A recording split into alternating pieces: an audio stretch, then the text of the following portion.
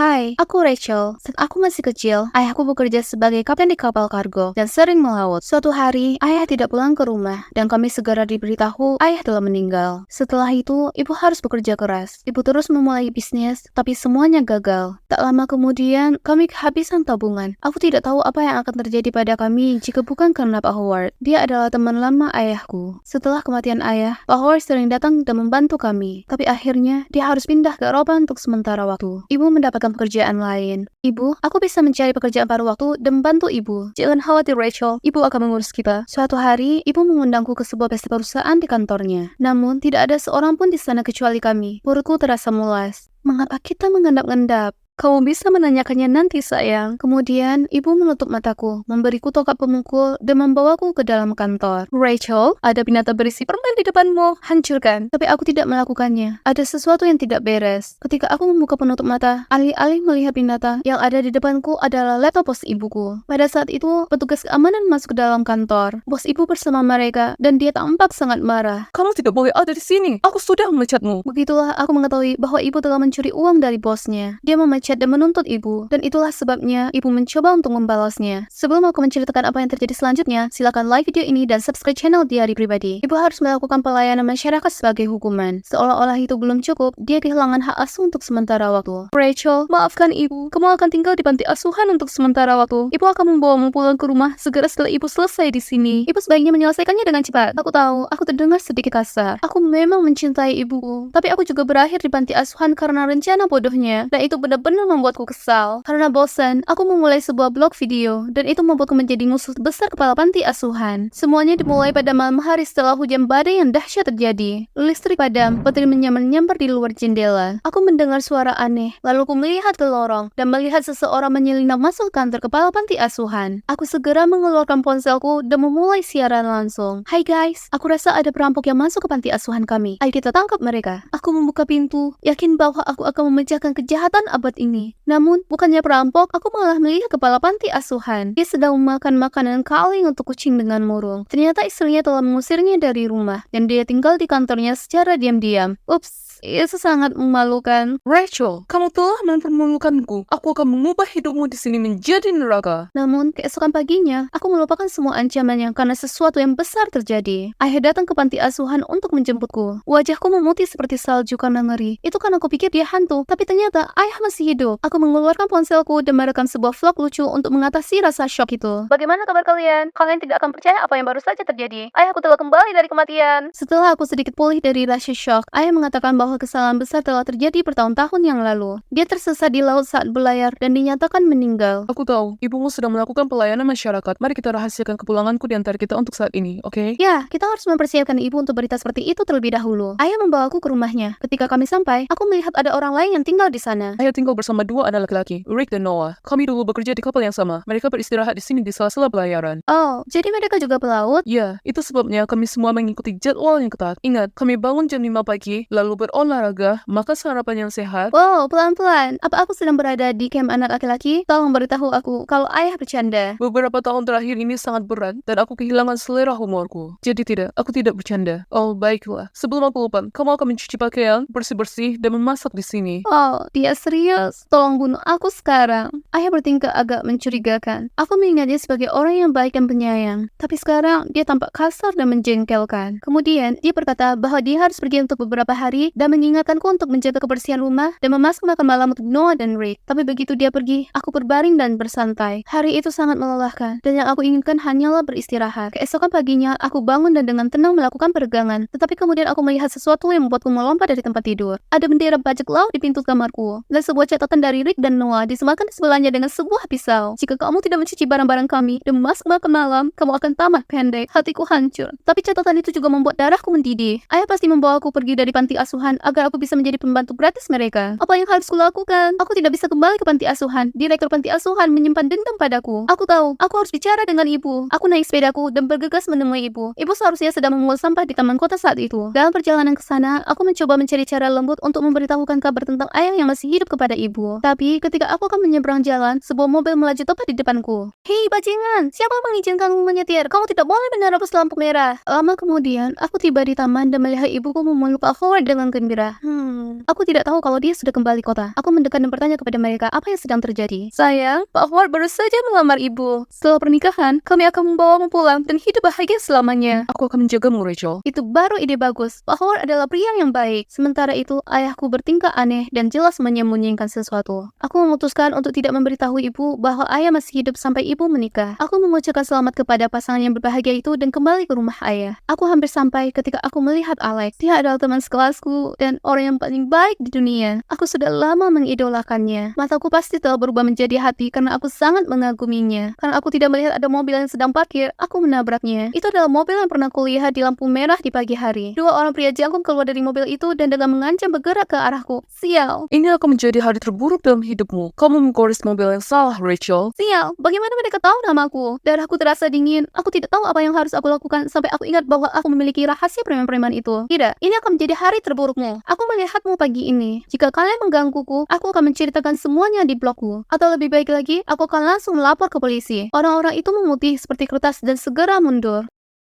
No, dia maksud apa yang kita lakukan pagi ini. Aku tidak tuli, Rick. Tunggu, Rick, Noah, apakah mereka orang-orang yang bekerja di kapal ayah? Sekarang aku tahu bagaimana mereka tahu namaku. Mereka berdua berubah dari anjing pitbull yang gila menjadi anak itik yang ketakutan. Rupanya, Rick dan Noah mengira aku mengetahui rahasia mereka yang lebih buruk daripada menerobos lampu merah. Itu sempurna. Mereka berpura-pura khawatir, melihat motorku, dan berjanji akan membelikanku yang baru jika aku tutup mulut. Jangan khawatir tentang goresan pada mobil kami. Kami memaafkanmu, tapi kamu harus janji akan menjaga rahasia kami. Ada satu hal lagi. Mengapa aku harus melakukan semua pekerjaan di sekitar rumah? Aku tidak mendaftar untuk menjadi pembantumu. Oke, kami akan bersih-bersih dan masak. Orang-orang yang menakutkan itu siap sedia membantuku setelah itu. Mereka melakukan semua pekerjaan rumah tangga untukku dan mengantarku ke sekolah di pagi hari. Rencanaku sederhana. Aku akan memerintah mereka sampai ibu menikah dengan Pak Howard dan kemudian pindah. Kehidupan yang luar biasa. Keesokan harinya di sekolah, Alex dan aku dengan malu-malu saling berpandangan. Lalu dia memberikan sebuah apel kepadaku. Ini untukmu, Rachel. Aku duduk di mejaku dan hendak menggigit apel itu, tetapi seseorang merebutnya dari tanganku.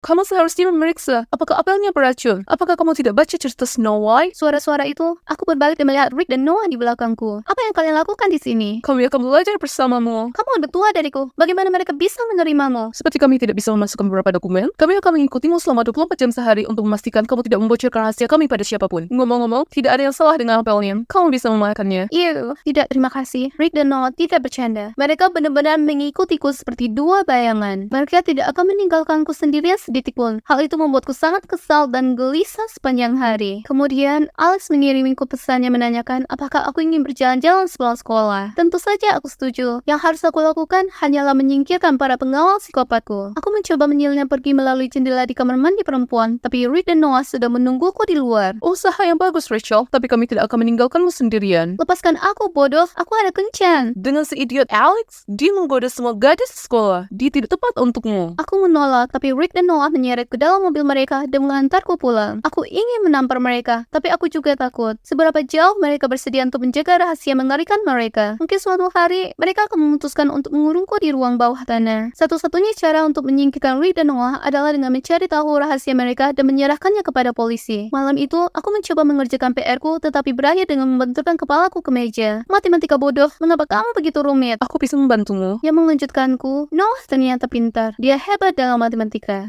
Aku tidak bisa tidak bertanya padanya. Mengapa kamu berlayar dengan kapal kargo seperti bajak laut dan bukannya kuliah di perguruan tinggi yang bagus? Aku ingin mengakhiri ini semua. Itulah mengapa Rick dan aku melakukan hal yang kamu lihat. Apa yang kamu lakukan? Noah menyipitkan matanya padaku dengan curiga, dan kemudian aku sadar bahwa dia sedang membicarakan rahasia mereka yang mengerikan. Dia segera menyadari bahwa aku telah membohongi mereka selama ini. Kamu tidak tahu apa yang kami lakukan pada pagi itu, kan? Tidak, aku hanya melihat kamu menerobos lampu merah. Jika kamu tidak tahu apa-apa, itu yang terbaik. Jangan ikut campur sampai masalah ini selesai, oke? Noah terlihat sangat serius dan murung sehingga aku hanya bisa mengangguk. Berikutnya, ayah pulang ke rumah dan mengatakan pada anak-anak bahwa mereka perlu bicara. Aku ingin tahu apa yang sedang terjadi, jadi aku menguping. Rick, Noah, aku sudah mengurus semuanya. Kita akan memuat barang malam ini dan akhirnya kita akan bebas. Tepat tengah malam, bersiaplah. Tengah malam?